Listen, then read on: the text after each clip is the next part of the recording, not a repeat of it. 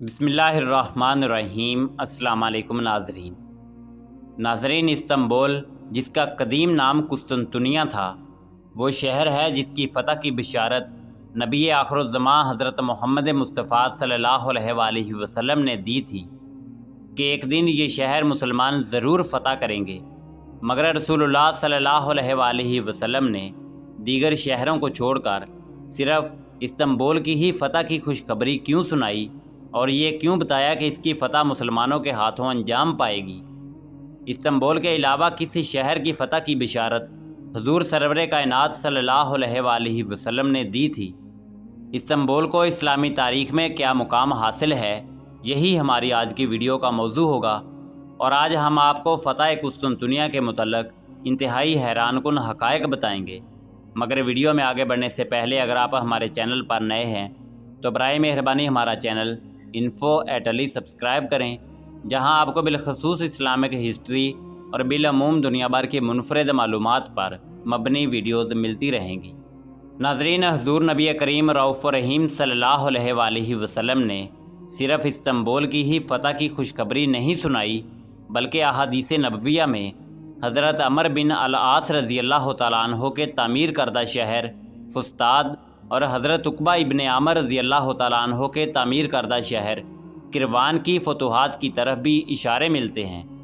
بعض روایات میں بصرہ کی فتح کا بھی ذکر موجود ہے، تاہم استنبول کی فتح کی بشارت کو خصوصی اہمیت اور امتیازی مقام حاصل ہے۔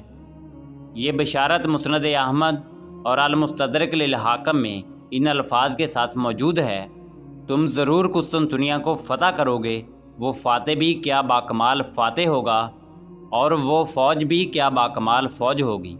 ناظرین، رسول اللہ صلی اللہ علیہ وآلہ وسلم کی پیشن گوئی کو عثمانی سلطان محمد ثانی المعروف سلطان محمد فاتح نے 1453 عیسوی کو دنیا فتح کر کے پورا کیا۔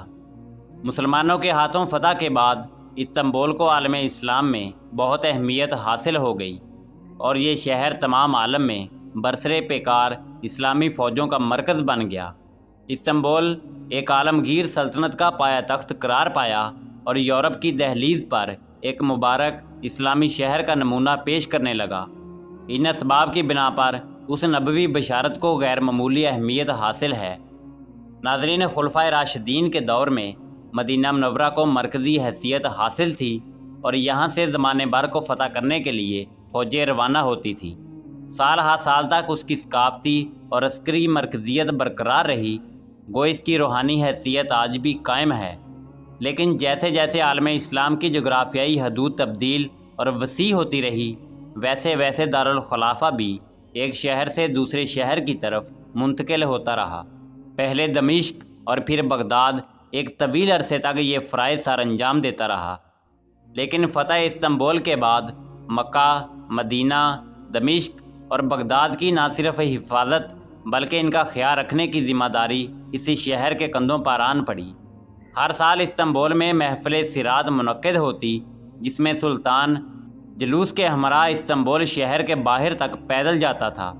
یہ جلوس سب سے پہلے آل رسول صلی اللہ علیہ وآلہ وسلم اور پھر صحابہ کرام رضوان اللہ تعالیٰ علیہ اجمعین کی اولاد اور پھر مدینہ منورہ کے تمام فقراء کی خدمت میں قیمتی تحائف پیش کرتا تھا۔ یہ تحائف سونے، چاندی، مرجان اور بے قیمت چیزوں سے تیار کردہ ہوتے تھے۔ استنبول ہر سال مدینہ الرسول اور صحابہ کرام رضوان اللہ تعالیٰ علیہ اجمعین کے شہروں کی طرف تحائف بیچنے کی سعادت سے بہرہ مند ہوتا رہا۔ ناظرین، اسلام کا جو نور مدینہ منورہ سے طلوع ہو کر بغداد و دمشق میں چمکا تھا، وہ زمین کے باقی ماندہ تاریک حصوں کو منور کرنے کے لیے استنبول سے ضیاءپاشی کرنے لگا۔ اسی لیے مکہ مکرمہ اور مدینہ منورہ کے تقدس کے باوجود استنبول کو نہ صرف ان شہروں بلکہ عالم اسلام کے دیگر شہروں کے لیے خدمت پیش کرنے کی وجہ سے خصوصی مقام حاصل ہے۔ فتح استنبول سے تاریخ کے ایک دور کا خاتمہ اور ایک نئے دور کا آغاز ہوا۔ یورپ کو فتح کرنے کے لیے اسلامی فوجیں استنبول سے روانہ ہونے لگیں۔ ایک سے زائد مرتبہ بغداد کو بھی استنبول سے فتح کیا گیا۔ سلطان مراد رابع کے دور میں خلافت میں آخری بار ہونے والی فتح کے لیے فوجیں بھی استنبول سے ہی روانہ ہوئی تھیں، جن کی بدولت ایک بار پھر عالم اسلام کی شرازہ بندی ہوئی۔ اس قسم کی خدمات سر انجام دینے کی وجہ سے استنبول ایک بابرکت شہر بن گیا۔ اسی شہر نے مسلمانوں کے ہاتھوں فتح ہونے سے پہلے بھی جلیل القدر صحابی رسول اور رسول کائنات صلی اللہ علیہ وآلہ وسلم کے میزبان حضرت ابو ایوب انصاری رضی اللہ تعالیٰ عنہ کی میزبانی کی خدمت سر انجام دی۔ ناظرین، تقدیر کی کرشمہ سازی دیکھیے کہ اس نے مدینہ منورہ میں رسول اللہ صلی اللہ علیہ وآلہ وسلم کی میزبانی کرنے والے صحابی کی میزبانی کرنے کا شرف حاصل کیا۔ سلطان محمد فاتح نے فتح استنبول کے فوراً بعد فتح کے جامع الفاتح کی تعمیر، آیا صوفیہ مسجد کی تحویل اور استنبول کے لیے واضح کردہ دیگر منصوبوں پر کام کے آغاز سے بھی پہلے اس جلیل القدر صحابی کی قبر کی تلاش کا حکم دیا۔ انہوں نے عظیم ولی کامل حضرت اقدس شمس الدین کو یہ کہتے ہوئے یہ ذمہ داری سونپی کہ رسول اللہ صلی اللہ علیہ وآلہ وسلم کی میزبانی کرنے والے اس جلیل القدر صحابی کی قبر تلاش کرو۔ انہوں نے کچھ ہی عرصے میں اسے تلاش کر لیا اور سلطان محمد فاتح نے اس صحابی کی قبر کے قریب عالم اسلام کی خوبصورت ترین مسجد تعمیر کروائی۔ ناظرین، استنبول رسول اللہ صلی اللہ علیہ وآلہ وسلم کی اہم اور بیش قیمت امانت اپنے سینے میں لیے ہوئے ہے۔ جہاد کی غرض سے آنے والے اس صحابی کی برکت سے یہ شہر جہاد کی علامت بن گیا۔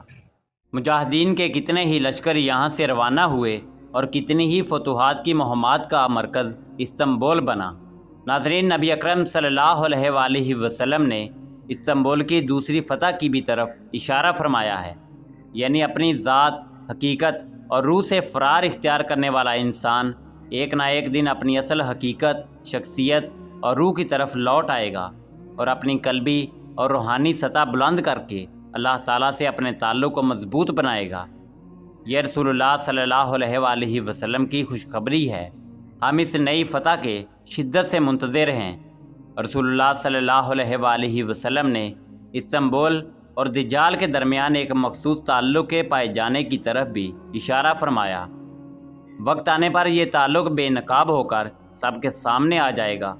کون جانتا ہے کہ رسول اللہ صلی اللہ علیہ وآلہ وسلم نے استنبول کے حق میں نہ جانے کتنے اسرار و حکم کا مشاہدہ کیا ہوگا۔ یہی وجہ تھی کہ آپ نے کئی صدیاں پیشتر اس کی فتح کی خوشخبری سنا دی تھی۔ ناظرین، اسی امید کے ساتھ اجازت دیجیے کہ آپ کو ہماری ویڈیو پسند آئی ہوگی۔ ملتے ہیں بہت جلد ایک نئی تاریخی، تحقیقی اور معلوماتی ویڈیو کے ساتھ۔ دیکھتے رہیے info@ali۔ اللہ رب العزت آپ کا حامی و ناصر ہو۔